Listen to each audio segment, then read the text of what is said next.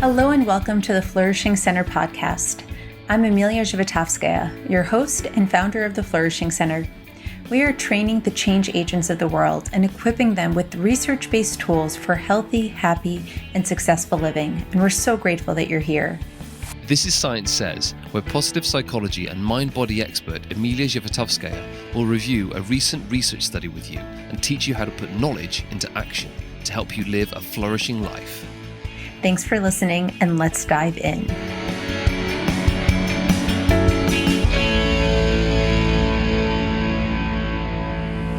Hello and welcome to today's Science Says. Together we are looking at a recent research study that was published in the Frontiers in Physiology, specifically on exercise physiology. This is an article that was published by Duke University Medical Center titled 10-Year Legacy Effects of 3 8-month exercise training programs on Cardiometabolic Health Parameters.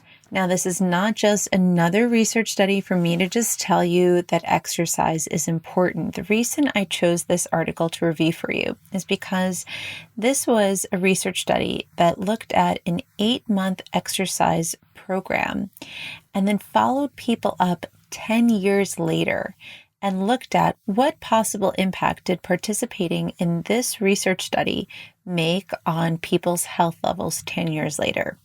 The results are fascinating and exciting, especially for those of you who are either already active or interested in becoming active, because what they found was that 10 years later, people who had completed the STRRIDE program, STRRIDE was the name of the program, were significantly healthier. What really excites me about this study is the fact that people were largely sedentary coming into the study, and then they participated and they exercised for this period of time. And to have a lasting effect so much later is just absolutely incredible.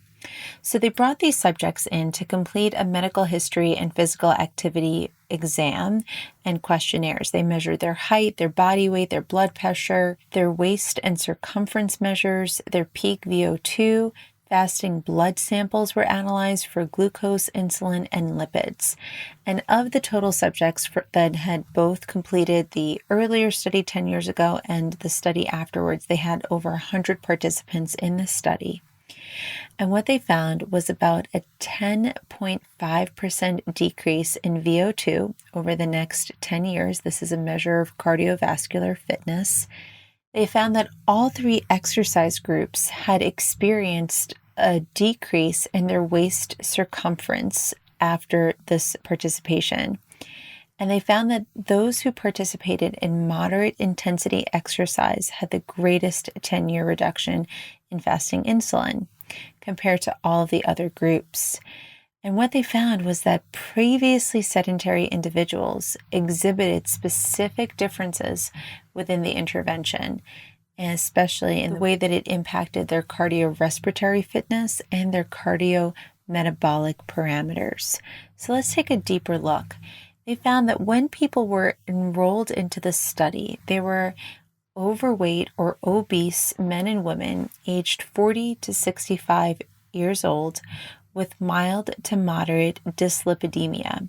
Dyslipidemia means that they had an abnormal amount of lipids or fats, such as triglycerides or cholesterol or fat phospholipids inside of their blood.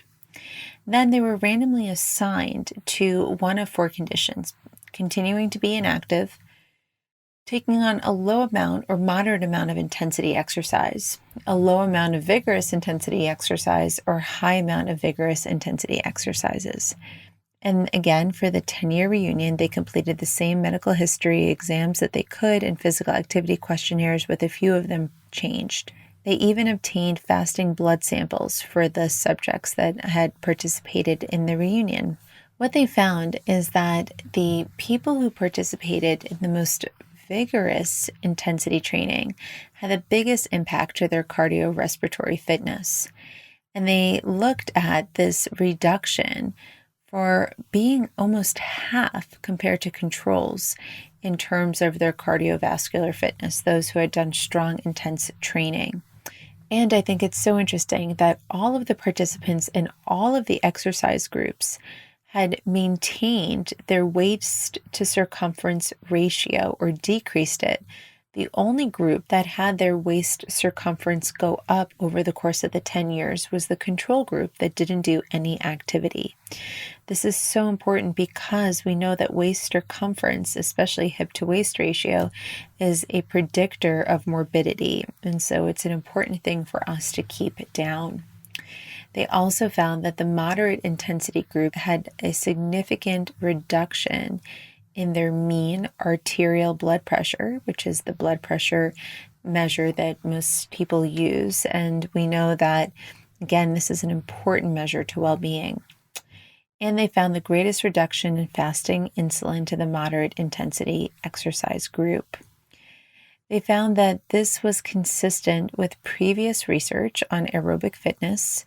And we know that as we age, we tend to lose our aerobic capacity by about 10% per decade. And their findings suggest that just the simple 8 months of vigorous training combined with the effect may have made that about half the expected loss for this participant. So where the average person may decrease their aerobic fitness without any intervention by about 1% per year, this was almost halved in this research group. And they found an even lesser decline in the vigorous intensity group. And they obviously understand that most people that participated in this, if they enjoyed it, they were likely to continue with it, and that may account for some of the impact that it makes. And again, a lot of what we know about well-being and physical activity is that the hardest part is just getting yourself to it. So I hope you're inspired by this research article. I know I am. I know that vigorous exercise plays such an important role in my life, and I actually don't know where I would be if I didn't take the time to indulge in exercise that is challenging my mind and challenging my body. And it makes me so optimistic to know that at any stage of the game, whatever fitness level you're currently at, it's never too late to start. Some people would say, hey, these people are in their 60s and they're sedentary and they have diseases. It's too late for them to start exercising. But what we know about the body is that it's so forgiving, and that at any stage of the game, as you start to give it its basic needs, it reacts so positively. So the motto when it comes to movement is some is better than none, more is better than some, and lots is better than more. And I hope that this article and research study has gotten you inspired to consider how might you up your physical activity level today? What might you do to bring a little bit of vigor to that physical activity, knowing that you're making a powerful investment into your well-being bank? Thanks for listening. Science Says is brought to you by the Flourishing Center Research Vault, where we simplify the science so you can focus on applying it. If you love being in the know with the latest research but have a hard time keeping up, then this program is just for you. In less than 5 minutes per week, you'll learn about 10 new studies in the field of positive psychology and have access to our vault of over 2,000 research summaries. Visit theflourishingcenter.com/research for a free sample of our weekly research digest and for more information on how to stay in the know, in the science, in a fraction of the time. Thanks for listening. I hope you've enjoyed this podcast. I want to encourage you to tell us, what would you love to hear more about? Is there an area of positive psychology you would love to get some more information on in terms of the research? Give us a shout out at info@theflourishingcenter.com. Thank you so much for listening, and I wish you a wonderful, flourishing day.